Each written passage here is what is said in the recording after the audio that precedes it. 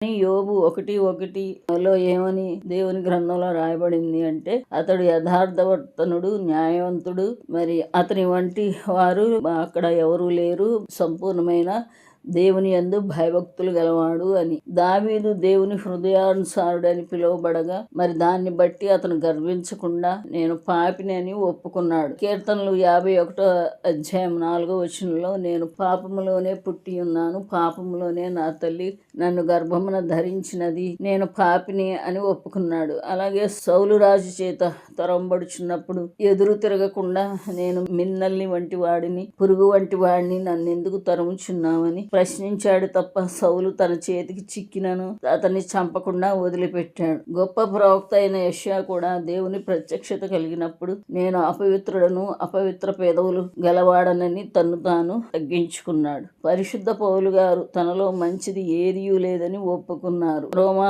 పత్రిక 7:18 ఇది చదవగలం. అలాగే 1 తిమోతి 1:16 కూడా అతని ఒప్పుకోలును మనం చూడగలము. ఆఖరికి ప్రభు అయిన యేసు స్వయంగా చెప్పిన ఉపమానములో పరిసయ్యుడు ఆచారబద్ధంగా తాను చేసే ప్రతి విషయాన్ని బట్టి అతిశయంగా ప్రార్థించగా సుంకరి మాత్రము తన్ను తాను తగ్గించుకొని దేవా పాపినైనా నన్ను కరుణించమని మాత్రమే ప్రార్థించాడు. ఆ పరిసయ్యుని కంటే ఈ సుంకరి నీతిమంతుడిగా తీర్చబడినాడని స్వయంగా దేవుడే చెప్పాడు.